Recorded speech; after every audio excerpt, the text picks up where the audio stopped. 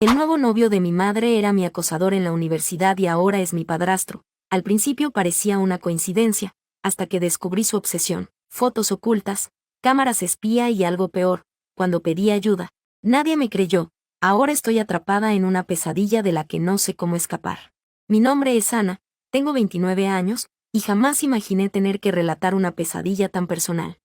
Todo comenzó hace más de 10 años. En la universidad, yo estudiaba literatura y, aunque me dedicaba a mis libros y ensayos, no podía ignorar la presencia de Daniel.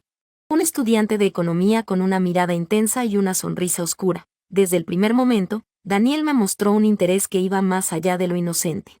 Se acercaba a mí en la biblioteca, comentando de forma rara sobre mis escritos y haciendo insinuaciones que, en aquel entonces, me resultaron incómodas. Yo, tímida y concentrada en mis estudios, preferí no darle importancia, pensando que eran simples modales de un chico enamorado.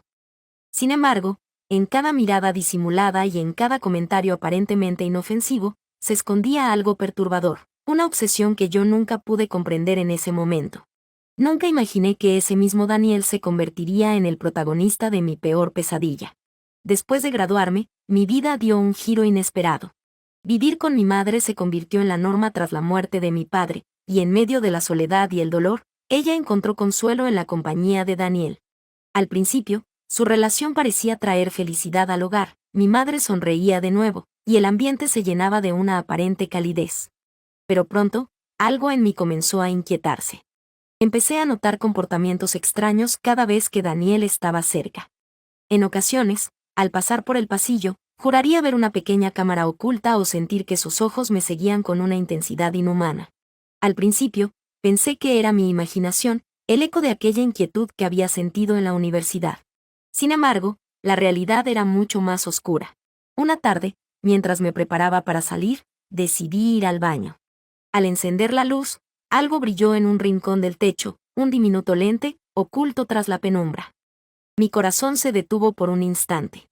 Comprendí que estaba siendo vigilada. Esa revelación me dejó con un nudo en el estómago y una sensación de vulnerabilidad que nunca había conocido. Con el paso de los días, Daniel intensificó sus conductas. Descubrí, con horror, que no solo había instalado esa cámara en el baño, también había comenzado a tomar fotos mías sin mi consentimiento. Imágenes capturadas en momentos en que me sentía más vulnerable, en mi habitación, en el baño, e incluso en instantes en que creía estar completamente sola. Una tarde, al revisar mi correo, me topé con un mensaje anónimo que contenía varias fotos mías. Mi mente se negó a aceptar la posibilidad de que alguien tan cercano a mí pudiera hacer algo tan vil. Luché contra el pánico y, con lágrimas en los ojos, traté de hablar con mi madre. Le expliqué que sentía que algo no estaba bien, que había pruebas de que mi intimidad estaba siendo abusada. Pero mi madre, cegada por la aparente felicidad y la carismática imagen que Daniel mostraba en público, desestimó mis palabras diciendo: «Estás exagerando, Ana, seguro que es solo tu imaginación jugando trucos», me dijo mientras yo intentaba convencerla de que mis temores eran reales. Ese rechazo me dejó sola, atrapada en un silencio que alimentaba la desesperación. La situación se volvió insoportable cuando, durante una cena familiar, mientras mi madre conversaba animadamente con Daniel, sentí una mano en mi brazo. Al principio pensé que era un gesto cariñoso, pero pronto la intención se volvió clara. Esa caricia, tan sutil al principio, se transformó en un roce invasivo y no consentido. El miedo me paralizó. No pude gritar ni moverme, el terror se había apoderado de mí. Cada fibra de mi ser gritaba que aquello era un abuso, pero en el fragor del momento, solo pude pensar en lo solitaria que me sentía. Esa noche, entre lágrimas y confusión, entendí que mi hogar se había convertido en una prisión donde mi privacidad y mi integridad estaban siendo abusadas sistemáticamente. Actualización 1. Han pasado 2 semanas desde que descubrí la cámara en el baño. Lo que parecía un acto aislado se transformó en una serie de intrusiones cada vez más escalofriantes. Una noche, mientras mi madre había salido a una cena, creí que finalmente tendría un momento de paz para ordenar mis pensamientos.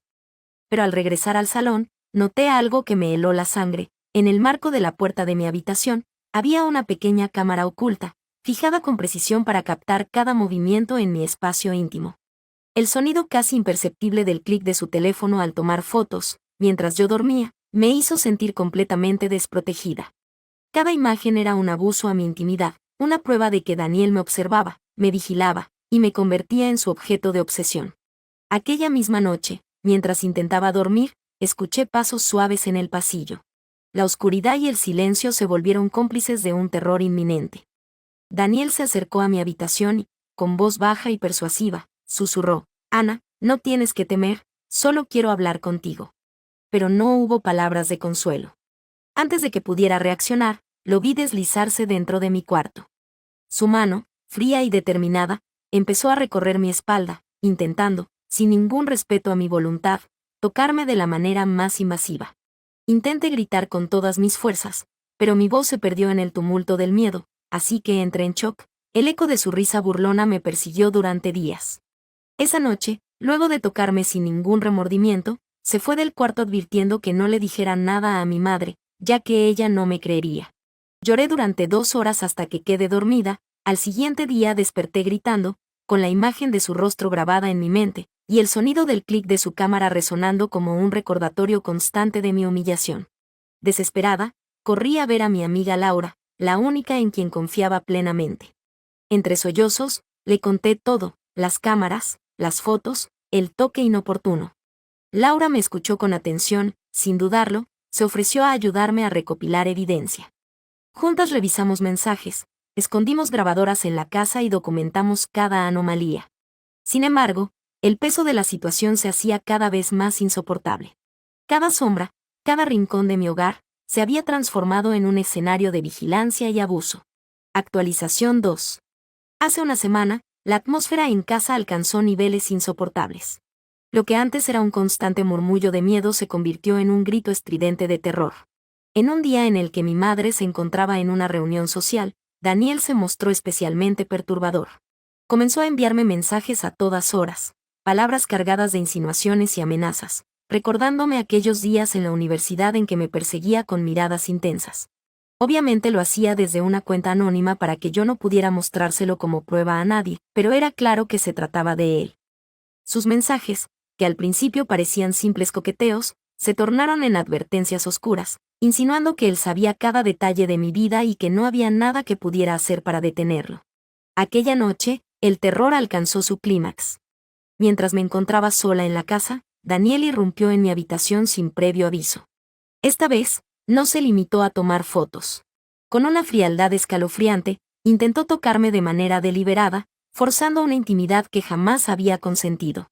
El contacto fue abrupto y violento. Sus manos se deslizaron por mi piel, buscando imponerse sobre mi voluntad. En medio del forcejeo, el pánico me hizo reaccionar. Luché con todas mis fuerzas, y, en un instante de desesperación, logré liberarme de su agarre.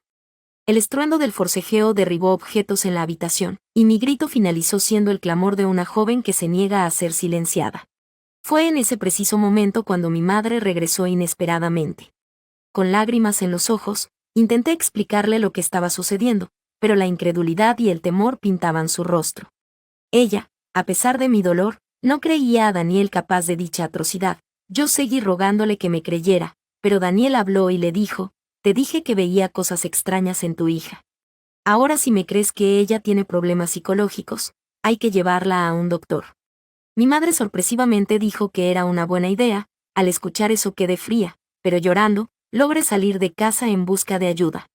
Esa noche, mientras corría por la calle en busca de refugio, cada paso me recordaba que ya no podía seguir viviendo bajo esa opresión.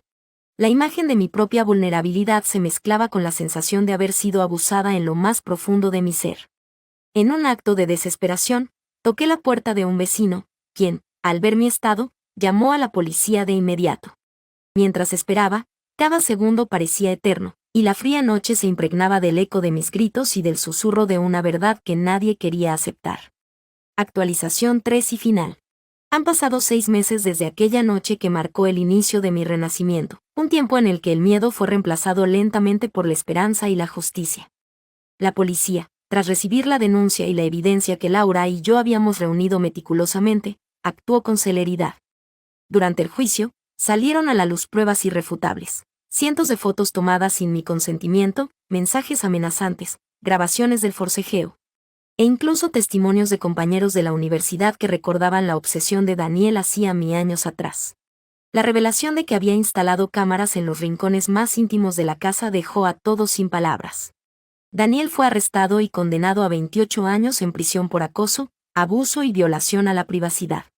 La sentencia, aunque no podía borrar lo que había vivido, representaba un paso decisivo hacia la justicia. Mi madre, al enfrentarse a la cruda verdad, cayó en un profundo estado de remordimiento.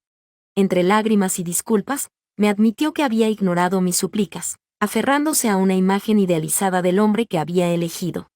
Yo por mi parte estaba muy lastimada ya que mi propia madre había desconfiado de mí y había dudado de mis palabras, así que con todo el dolor del alma, le dije, tú no confiaste en tu propia hija.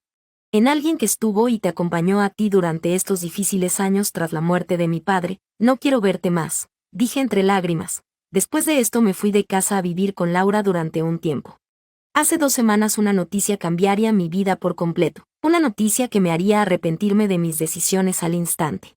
Los vecinos de mi madre habrían informado a la policía sobre unos ruidos extraños que venían de su casa, seguidos de un estruendo fuerte de algo golpeando el piso, por lo que al entrar a la casa encontraron a mi madre en el piso del baño junto a una caja de pastillas. Ella había intentado desvivirse en ese momento. Cuando contaron esto entré en pánico y empecé a llorar. Mi amiga me preguntaba qué sucedía, pero yo no pude decirle nada. Solo pregunté a cuál hospital la llevarían y pedí un taxi, para ir a verla lo más rápido posible.